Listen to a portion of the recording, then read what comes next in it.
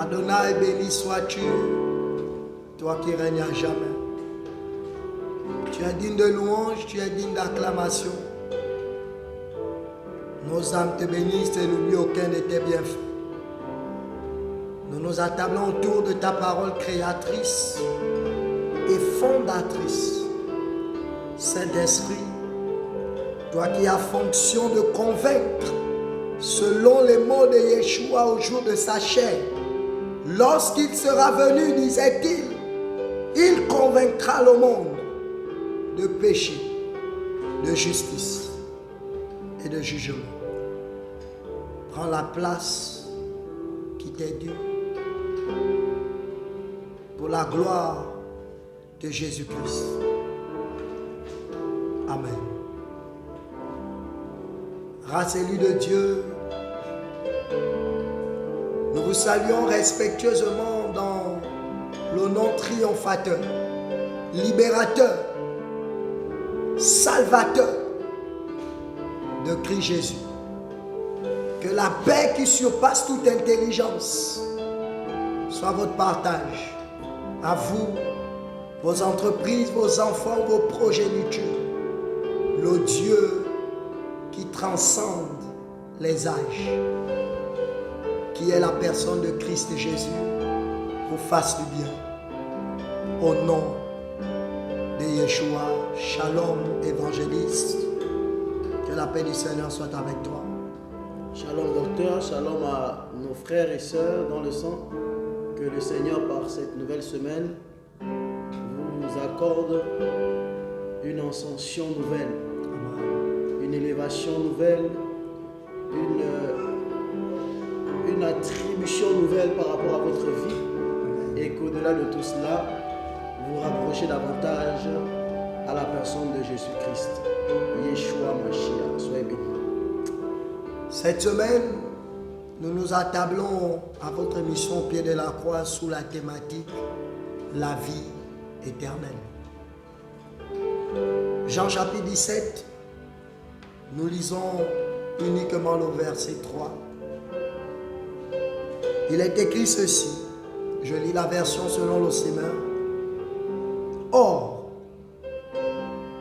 la vie éternelle consiste à te connaître, toi le Dieu unique et véritable, et celui que tu as envoyé, Jésus-Christ. La vie éternelle. Évangéliste,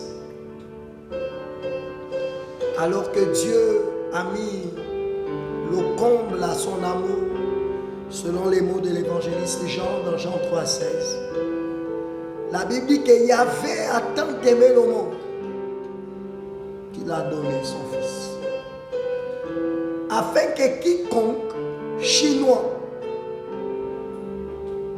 Européen, Africain, quiconque croit en ce Fils, en Jésus-Christ, ne périsse point, mais qui est la vie éternelle. Je dis à quelqu'un, la vie éternelle est une personne. La vie éternelle est un lieu, c'est un événement. La vie éternelle s'oppose à la mort éternelle. Afin que quiconque croit ne périsse point, mais qui ait la vie éternelle. Évangéliste. Docteur, la vie éternelle, c'est une thématique assez forte et puissante, surtout pour notre âge. Et là, pendant que je suis en train de m'enfouir dans certains souvenirs, je me rappelle à une certaine époque, plus jeune, à la quête de la vérité dans ce monde, sinon à la quête de ma personnalité, je pouvais courir ça et là, chercher mon identité. Et je vais tomber sur un passage, et la conclusion de ce passage va me faire comprendre qu'en réalité, la mort n'existe pas. Et là, je peux comprendre quelque chose, et la Bible va convenir avec mon livre d'Apocalypse que nous vivrons tous l'éternité. Et partant de là, je comprends tout de suite qu'en réalité, ma poursuite comme tout jeune qui se cherche n'est pas vers mon identité d'abord sur la terre, mais mon originalité avant d'être sur la terre. Comment? Parce qu'avant d'être sur la terre, j'étais quelque part.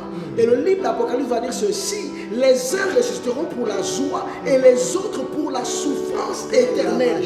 Ce qui voudrait dire qu'en réalité, il n'y a pas de mort. Et la Bible va encore convenir dans les livres des psaumes qu'il n'y a aucun homme sur la terre qui puisse mourir sans rencontrer la mort, sans être face à face avec la mort. Oh my God! Rencontrer la mort. Docteur, tu venais de dire tout de suite que la vie éternelle est une personne. Et le texte de ce soir que nous prenons ce matin nous dit, dans la version que moi j'ai, dans la parole vivante, il dit quelque chose, il dit pour toujours, la vie éternelle, c'est de te connaître.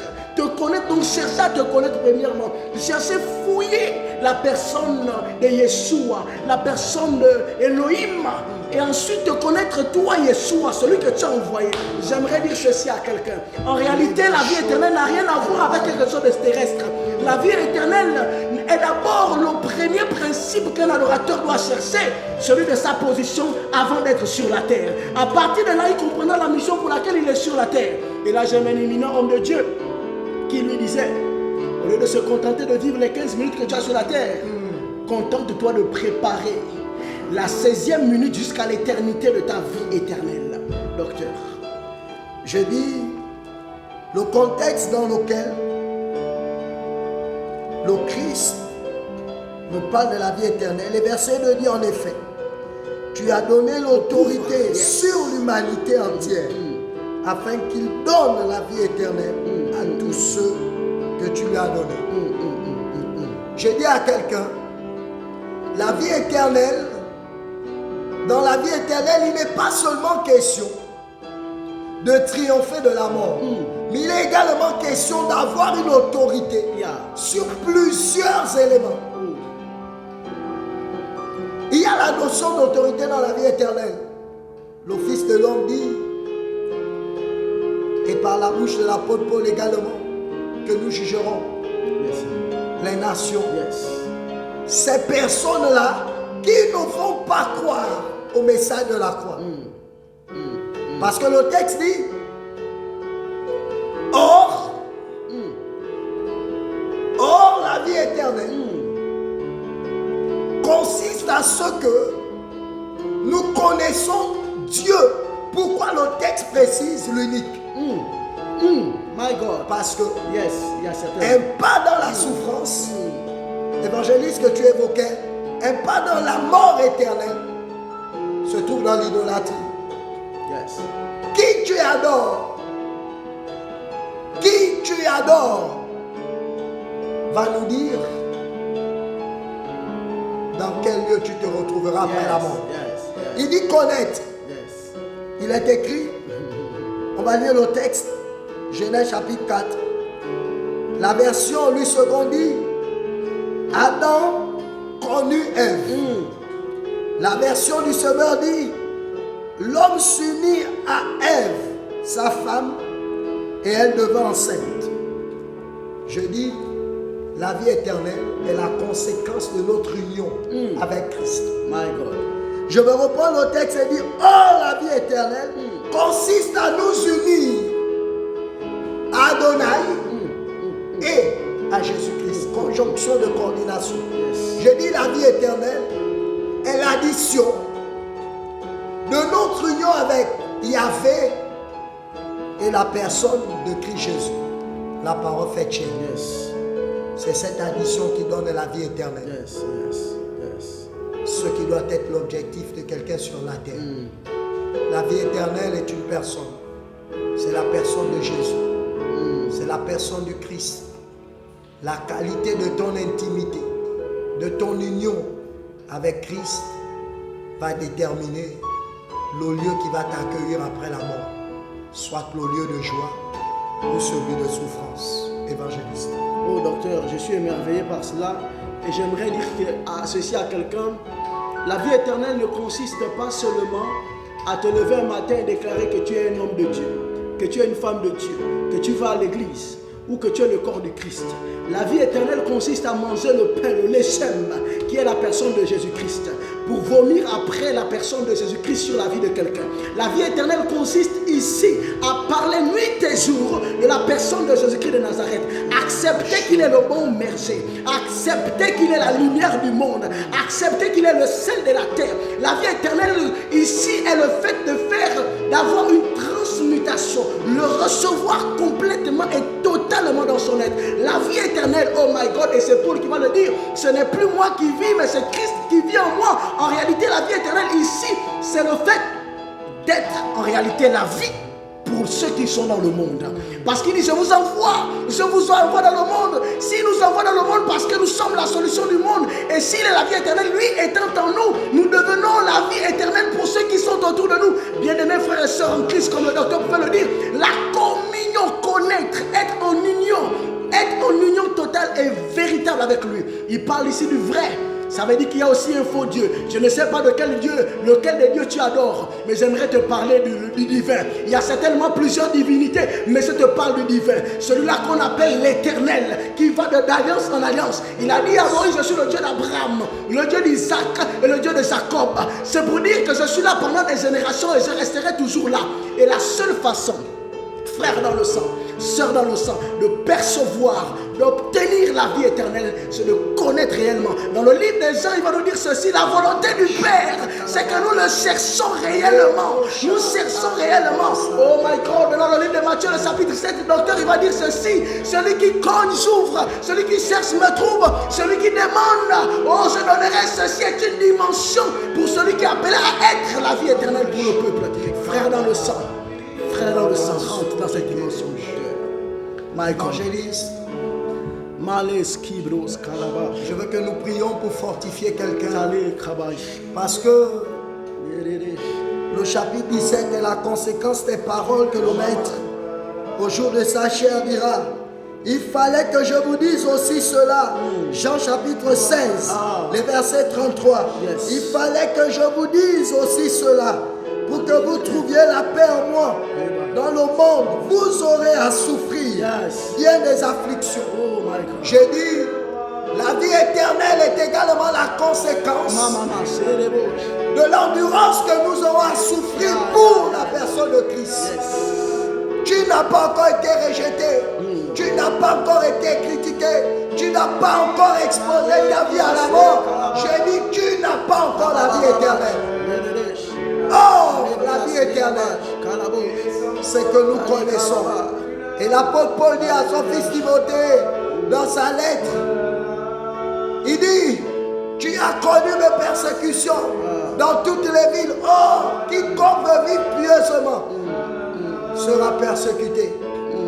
Je dis à quelqu'un, alors que nous élevons nos voix pour vous fortifier, tiens bon. J'ai dit, tiens bon. Si l'intérêt qui de l'esprit, il y a après la ligne d'arrivée la vie éternelle. Oh, la Bible déclare, je le verrai mon Rédempteur. Je verrai comme Étienne. Je mettrai les mains dans les empreintes de clous. Je mettrai les mains dans sa côte. Et je dirai, il me dira, bon arrivée, docteur. Bonne arrivée, évangéliste. Bonne arrivée, chantre. Bonne arrivée, apôtre. Bonne arrivée, prophète. Tu as vaincu. Apocalypse. Celui qui vaincra sera revêtu de vêtements blancs pour entrer dans le paradis céleste, la nouvelle Jérusalem, la vie éternelle.